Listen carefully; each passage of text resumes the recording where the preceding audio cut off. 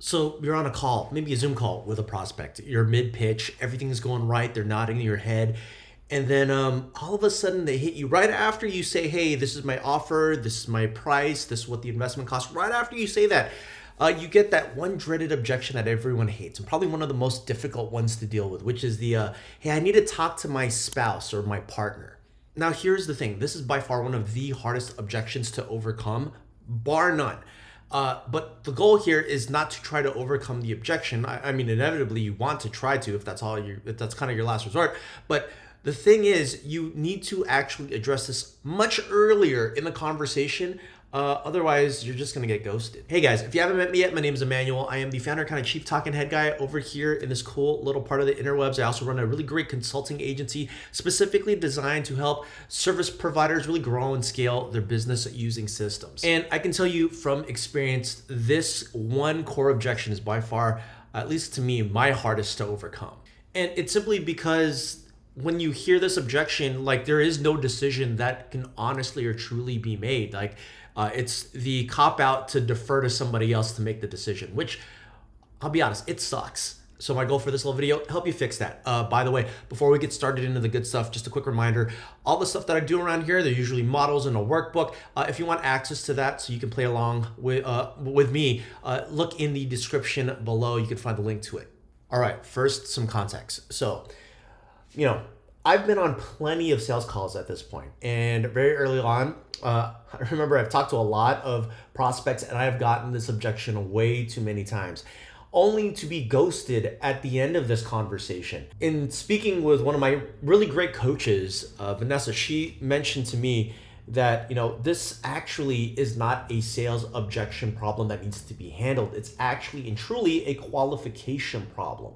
And once I understood that, and once hopefully you can reframe your strategy to really addressing the qualification component of this versus the, oh, I need to talk to my spouse or partner piece, it'll hopefully help you close a lot more prospects a lot easier. Okay, so now to truly understand the problem, we first need to discuss like what's really going on here. And at the end of the day, some real talk for you.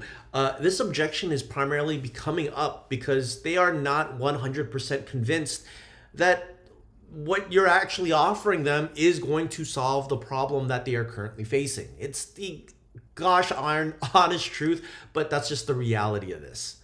So whether this is a smokescreen or actually something factual where this person does need to talk to their partner, the bottom line here is that the decision is going to be made without you.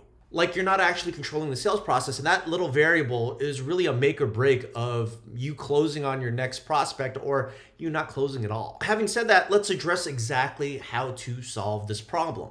And the way that I like to solve it is by using what is called a two-call close. And the purpose of a two-call close, it's real easy. Number one, it's to lengthen the conversation cycle of you and the prospect, thereby building more trust.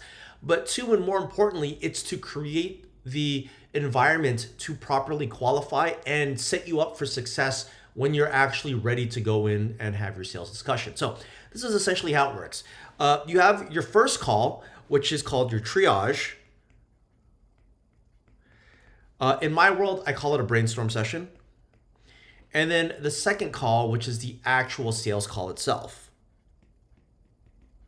In my world, I call it a strategy session. Now, for the sake of the triage, the purpose of it is very simple. We need to identify if this ideal avatar, or person here, is a 5-star prospect. And if you're kind of curious what that is and like how I break it down, then I'll leave the link to that somewhere up here, like the little card for that video. But more importantly, what we need to do is we need to make sure if this person actually is a 5-star prospect, we need to make sure that all of the decision makers are available for the call. So let's identify the decision makers. I'll just put DS for short. You get what I'm saying.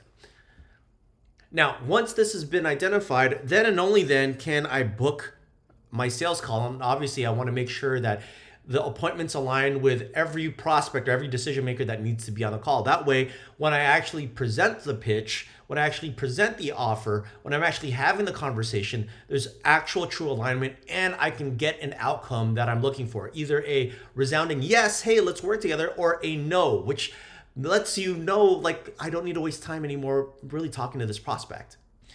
And that, my friends, truly is, as at its simplest form, how we approach really dealing with this particular objection. Just get everyone on the phone that needs to be on the phone during your triage, and you'll magically be able to either get your yes or your no on your sales call.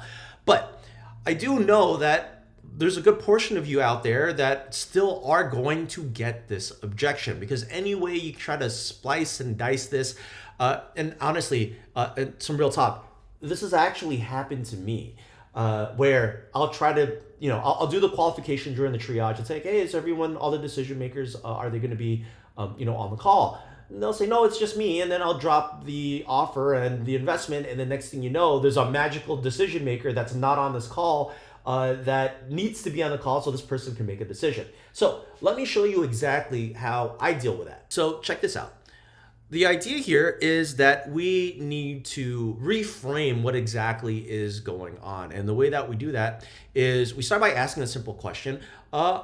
If you need to talk to your spouse or partner, what part of everything that we had just discussed do you think they would not approve of? And then based off of their answer, you're obviously going to agree with them. But then from there, what we're going to do is we're going to break down really what's going on. So, and this is my approach. Well, do they approve of your current struggle? Obviously, they're going to say no. So then from there, you can go into, well, why would they be against something that they don't approve of?